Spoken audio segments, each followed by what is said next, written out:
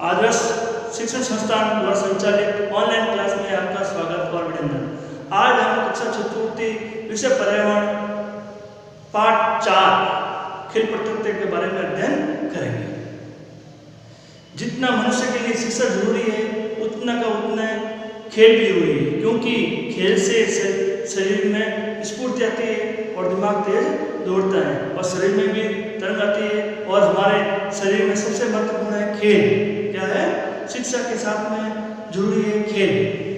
अब हम बच्चे अनेक प्रकार के खेल खेलते हैं। उसमें कोई घर के बाहर खेलता है, कोई घर के अंदर खेलता है। जो घर के अंदर खेलता है उसमें केवल मानसिक विकास होता है, लेकिन जब हम बाहर खेलते हैं तो शारीरिक विकास भी होता है। उसमें शरीर में वजन भी बढ़ना, आकार भी बढ़ना और लंबे भी बढ़ना, अनेक प्रकार की चीजें हैं जिसे हम खेल के माध्यम से हम प्राप्त कर सकते हैं।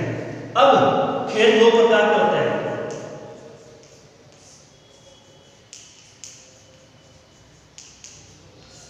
सबसे पहला है, एक तो उसको बोलते हैं घर के बाहर,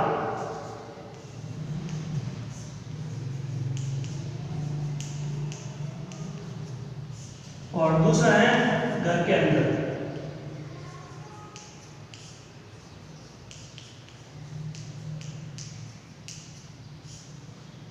अब घर के अंदर बहुत सारे ऐसे खेल हैं जिसको हम आराम से घर पर खेल सकते हैं, जैसे कि शतरंज,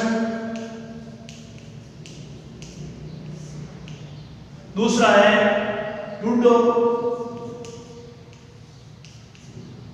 ठीक है, सांप सीढ़ी,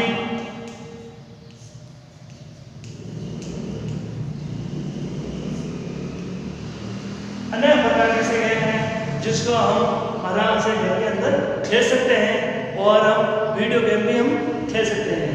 वो केवल घर के अंदर है। इससे हमारे जो दिमाग होता है, दिमाग का विकास होता है। अब घर के बाहर जो खेलने वाले हैं उसको बोलते हैं क्रिकेट, फुटबॉल,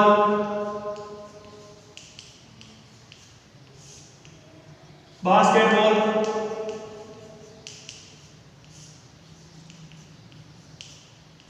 लुका छिपी,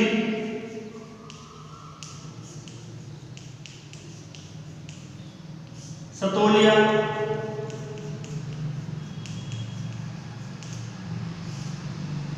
ये खेल है।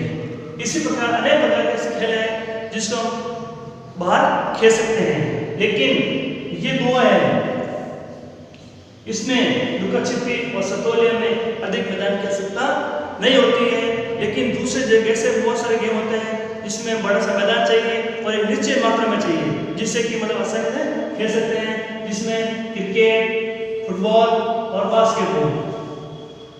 उनके लिए अनेक प्रकार के नियम भी बने हुए हैं जिसके हमारे माध्यम से आराम से खेल सकते हैं। आज हम जो भी हम खेल खेलते हैं उसके लिए हमें 2 दल चाहिए। कितना दल चाहिए? 2, ठीक है, एक और ये 2। 2 का मतलब है एक खेलने वाला और एक दूसरा कार्य करने वाला। दूसरा है दूसरी बार वो दूसरा व्यक्ति है वो मतलब है ना खेल खेलेगा और दूसरा है वो दूसरा कार्य करेगा। इस प्रकार मतलब आपस में सामंजस्य बनाकर हम कार्य कर सकते हैं। अब सबसे महत्वपूर्ण चीज है कि जब हम कोई खेल खेलते हैं, चाहे वो घर के अंदर खेलो चाहे घर के बाहर खेलो, उसके लिए कुछ नियम बने हैं। नियम क्या बनाए हैं कि हमें जो खेल खेलना है वो बड़े सावधानी से खेलना है और आपस में झगड़ा नहीं करना है, मिलजुल कर करना है। यदि कोई हारता व्यक्ति है या कोई जीतता व्यक्ति है तो हमें उससे उत्साह मनाना चाहिए, न कि उसकी निराश।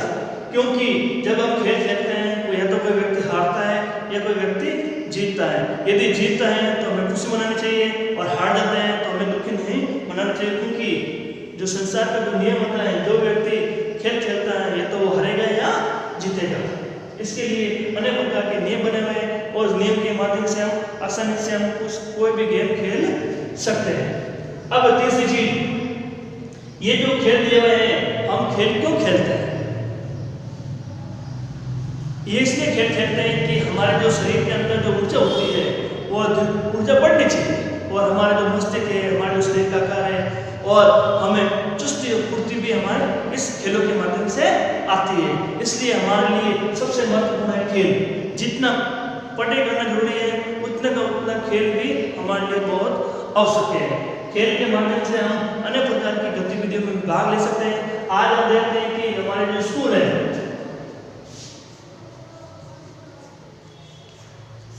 स्कूल में अनेक प्रकार के खेल खेले जाते हैं। उसमें सबसे महत्वपूर्ण चीज है क्या है? फुटबॉल, और क्या बता सकते हैं?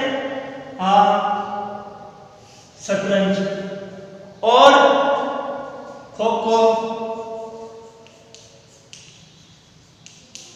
कबड्डी।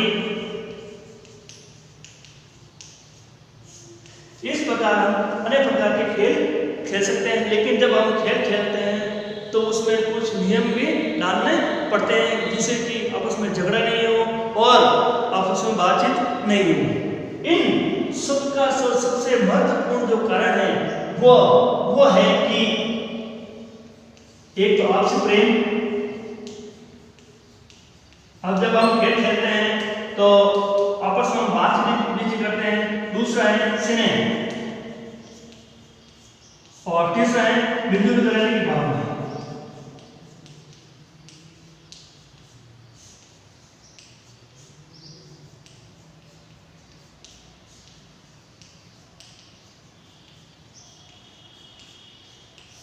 ये तीन चीजें हैं जिसके माध्यम से व्यक्ति खेल खेलता है। क्योंकि खेल हम केवल शरीर के विकास के लिए या मतलब स्वस्थ करने के लिए खेलते हैं। और जब हम खेल खेलते हैं तो उसमें हमें आपसी प्रेम भी होता है, स्नेह भी होता है, मिलजुल कर सकते हैं। और यदि हम कोई व्यक्ति यदि कोई नीचे गिर जाता है तो उसको उसकी सहायता भी हम कर सकते हैं, क्योंकि ये हमारा सबसे बड़ा धर्म है और ये हमारा कर्तव्य है। इसलिए ये सारी चीजें किसमें बताते हैं? खेल प्रतियोगिता में बताते हैं। खेल प्रतियोगिता में कोई भी व्यक्ति जीतता है, हारता है तो हमें उदास नहीं होना है, हमें मिलजुल कर कार्य करना चाहिए, जिससे कि हमारा भी विकास हो, हम दूसरे से सीख सकते हैं। यदि कोई व्यक्ति हारता है तो उसने किन कारणों के माध्यम से हारा, उस हारने के जो नियम है वो थोड़ा सा परिवर्तन कर देता है तो व्यक्ति वो धीरे धीरे दूसरी बार वो जीत सकता है। दूसरी बार जब हार जाता है तीसरी बार जीतेगा। ऐसे मतलब क्रम धीरे धीरे चलता रहता है। एक दिन आखिर वो एक व्यक्ति आसानी से उस खेल प्रतियोगिता में प्रथम स्थान प्राप्त कर सकता है। धन्यवाद।